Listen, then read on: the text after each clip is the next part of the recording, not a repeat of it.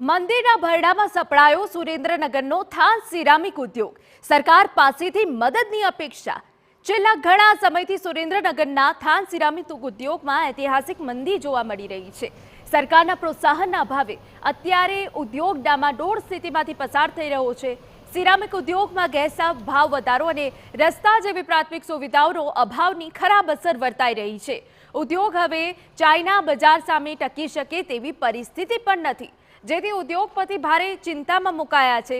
જોકે અનેક એકમોને તો બંધ કરવા સુધીની સ્થિતિ ઊભી થઈ છે. ત્યારે સિરામિક ઉદ્યોગનું અસ્તિત્વ ટકાવવા માટે સરકાર પાસે ઉદ્યોગકારોએ માંગ કરી છે. ગેસના ભાવમાં કંઈક ગવર્મેન્ટે આમાં કરવું પડશે, નહીં તો સિરામિક ઉદ્યોગ જેમ જેમ કપરકાબી ઉદ્યોગ, ટાઇલ્સ ઉદ્યોગ, ચિનાઈ માટીના પાઇપનો ઉદ્યોગ થાનગઢમાંથી નીકળી ગયો છે, એમ ધીમે ધીમે સેનેટરી વેર પણ થાનગઢમાંથી લુપ્ત થઈ જાય તો નવાઈ નહીં.